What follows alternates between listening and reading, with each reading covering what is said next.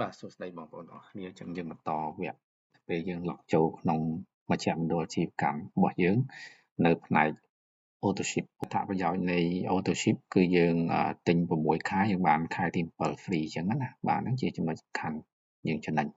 ការកំណត់ចំនួន Autoship នឹងចង់កំងជារៀងរាល់ខែនៅថ្ងៃណាហើយចំនួនប្រមាណកំប៉ុងហើយប្រភេទណាដែលយើងចង់បានចឹងណាបាទចឹងនៅក្នុងនេះបើសិនជាយើងកំងទៅ fiber នេះមានពិន្ទុយើង PV ប្រមាណហើយតម្លៃប្រមាណយើងយកមកកំប៉ុងបាទ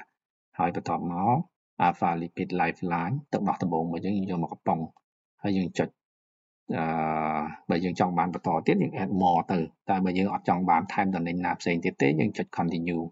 ដើម្បីយើងជ្រើសរើសផលិតផលដែលយើងចង់ទិញក្នុងកម្មវិធី Autoship បាទនៅក្នុងការជ្រើសរើសចាប់ផ្ដើម Autoship របស់យើងគឺមានចន្លោះពីថ្ងៃ2ដល់ថ្ងៃទី15នៃខែនីមួយៗចាំខែរបស់យើងបាទសូមកុំភ្លេចជ្រើសរើសធ្វើការទូទាត់តាមរយៈកាតឬក៏ការបង់តាមធនាគារមកកាន់ផ្នែកសេវារបស់ក្រុមហ៊ុន UMH បាទចា៎នេះយើងជ្រើសរើសថ្ងៃដែលយើងចង់បាននេះឧទាហរណ៍នេះថ្ងៃ5ខែធ្នូឆ្នាំ2020អញ្ចឹងណាបាទហើយអានេះយើងពេញលេខកាតរបស់យើងហើយកាតធនាគាររបស់យើងដែលក្រុមហ៊ុនអាចកាត់លុយចេញពីកាតចេញពីកុងរបស់យើងបាទ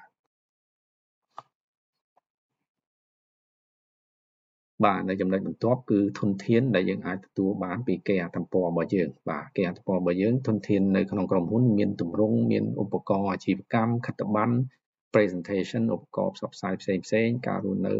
ហើយសុខភាពល្អវិញ្ញាបនបត្រHALALសម្រាប់អ្នកដែលខាងខ្មែរឥស្លាមបាទផលិតផល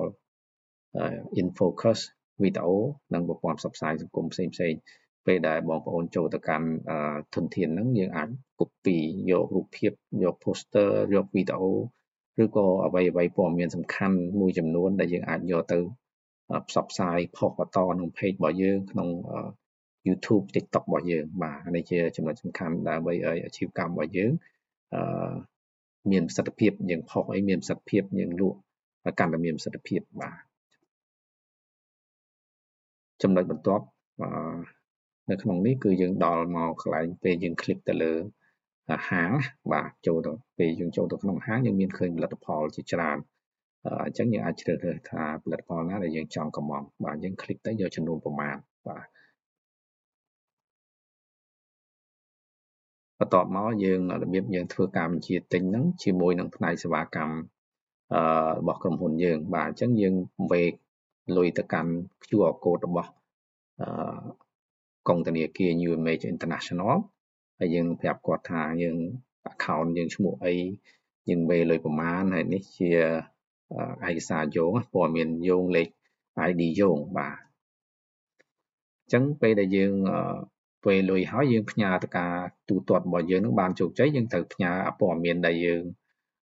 scan បង់លុយតាម QR code ហ្នឹងយើងផ្ញើទៅកាន់អ្នកដែលផ្ដល់ផ្នែកសេវាកម្មរបស់យើងហ្នឹងបាទយើងផ្ដល់ឲ្យគាត់ទៅដូចជារូបភាពខាងស្ដាំនេះដែលមានព័ត៌មានយោងបាទឲ្យបានពេញលេញជូនគាត់បាទចំណុចទី2ផ្នែកសេវាកម្មមិនទទួលខុសត្រូវលើការបញ្ជាទិញណាដែលយើងប្រើសំឡេងទេយើងអាចកំងតាមសំឡេងអត់មានបានវេលុយអីទេអញ្ចឹងយើងអត់ទទួលខុសត្រូវទៅលើចំណុចមួយហ្នឹងឡើយបាទចំណុចទី3សម្រាប់សមាជិកដែលបញ្ជាទិញផ្ទាល់ខ្លួនសូមធ្វើការបំពេញតាមទម្រង់បញ្ជាទិញផ្នែកផ្ដល់សេវាកម្មបាទចំណុចបញ្ចប់គឺយើងអាចមានចំណល់អីបន្ថែមយើងអាចតាក់ទងមកកាន់លេខទូរស័ព្ទ016 277 83ដងបាទតាម Telegram ក៏បានអាច call ក៏បានឬក៏ផ្ញើសារតាម Telegram ក៏បានបាទសូមអរគុណ